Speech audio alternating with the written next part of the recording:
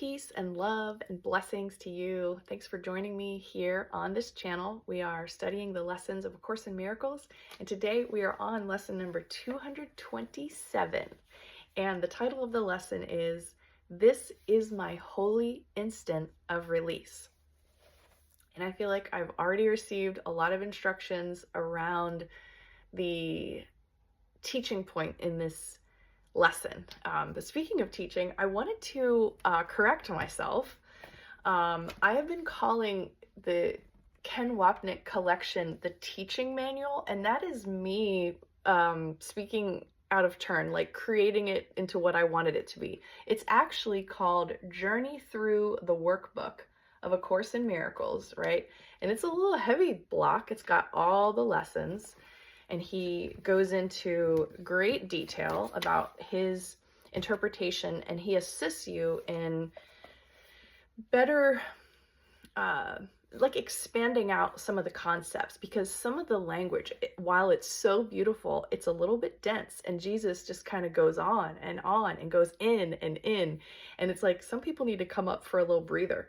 So the way Ken writes these lessons is like the bold is the actual terminology from the lesson, and then the lighter print is where he adds in his own commentary, and he oftentimes will pull an applicable quote from the text. So I just want to clear that up, and I recommend buying it if you want to deepen your study. It's really helped me a lot this year with the lessons.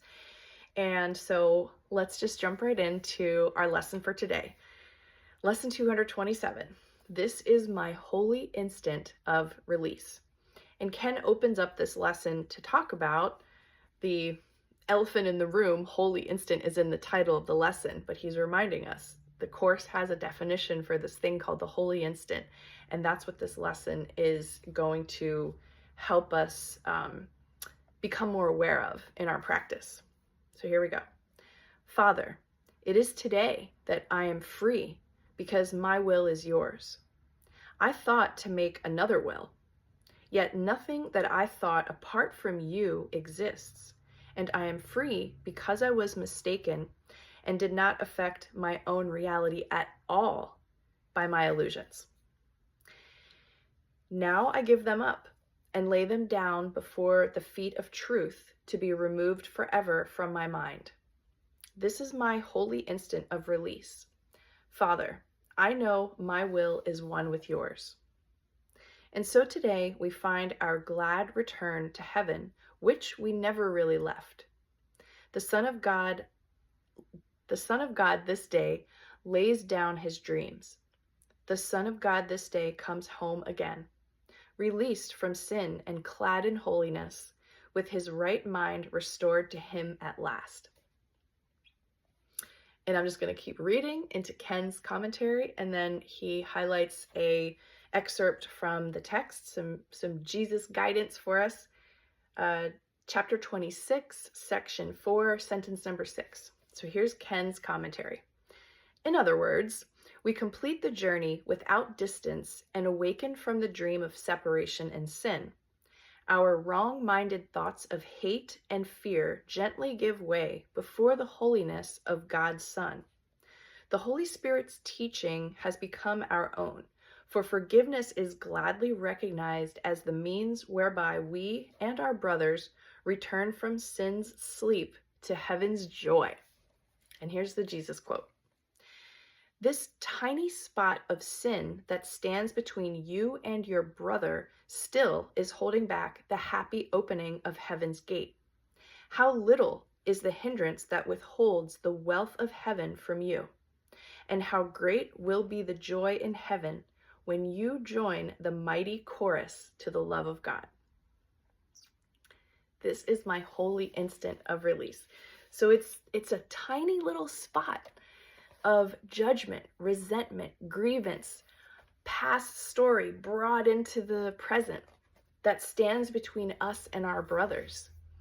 And I have to say, this lesson felt so applicable and timely for me because I discovered on Facebook last night an opportunity for another chance. So I won't dive too deeply into this, but during the event of 2020, the COVID experience, I like to call it, I felt unprepared spiritually and found myself in fear, in anger, in judgment a lot of the time, arguing with people about why I was going to resist different things and, you know, extending my path during that experience in a way that was probably felt adversarially on the other side, particularly if whoever I was speaking with was going about it a different way, was more in a complying, not questioning state of mind. So, what I discovered on Facebook last night was this thing called the Bird Flu Summit that's coming up the first couple days in October of this year. And apparently, what happened right before the COVID experience was there was an exercise called Event 201 that took place, and the whole entire thing that happened across the world was essentially rehearsed in an exercise format. So there was a lot of planning and a lot of experts, speakers, and all this, demonstrations of how to wear protective equipment, how to get the most people to receive the solution that was quickly developed by all kinds of different corporations and, the big pharma world kind of weighed in on how to help in that last experience. And I was filled with judgment. Again, I was angry. I was afraid. I was kind of like, getting on that side and making sure that I had like-minded friends that I could talk to about my feelings and my grievances and resentments about what was happening. So let's just say hypothetically, there's another event where there are a lot of consequences and different things that happen as a result of the release of a birdie flu-y kind of thing. And a little bit of choking in my throat chakra there. And let's say that I have a second chance to experience that kind of a thing with a lot of rules that are enforced on a global scale. I get to experience myself go through this again, let's say hypothetically. And this lesson today is telling me that I get to create a new me in this scenario, which I think is going to feel very, very similar to the last one. And I'm excited about that, actually. I'm excited about the challenge where there's going to be something that seems like it's imposing itself on me from the outside, whether it's the sickness or the, government controlling thingies that they want to do. Whatever it is, I'm going to assume that it's coming outside to my, safe security zone. And I think all of that is very made up. If I really am to embrace these teachings and live these teachings and be a demonstration of the love that I'm learning about from A Course in Miracles, I'm not going to expect anything bad to happen, and I'm going to stay present in every moment from now until eternity and watch myself. And anything that I perceive as an attack coming from the outside or a restriction that I feel like is unfair, I had a lot of those thoughts, this is unfair coming through. I'm going to notice that about myself, and I'm going to forgive the experience of me getting upset about it and embrace the person who I think is the perpetrator, even if it's a politician who I don't think necessarily should be in a position of leadership, right? I have a tiny bit of a favorite in this one for the US elections, but whoever it is who's standing at the pulpit and delivering the news that, oops, yep, we got another thing going on, I'm going to handle myself in a more loving way. I'm going to bring into my heart space anyone who I feel like is a perpetrator, whether they're from my country, the US, or somewhere else. I'm going to handle it differently. And I'm going to talk a little bit about it, probably in these lesson videos, depending on when things begin to fly in the sky. And I hope that this can be a chance for me to live the Course principles in a new way, at a higher level of understanding and a more level of love.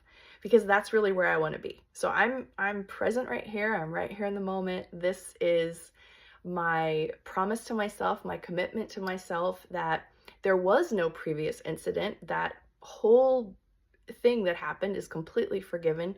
And I now have a new layer of learning about myself that I feel like I'm stepping into at this time as I'm going through the lessons this year, and we'll just see what happens. And I just saw 1020 on the screen.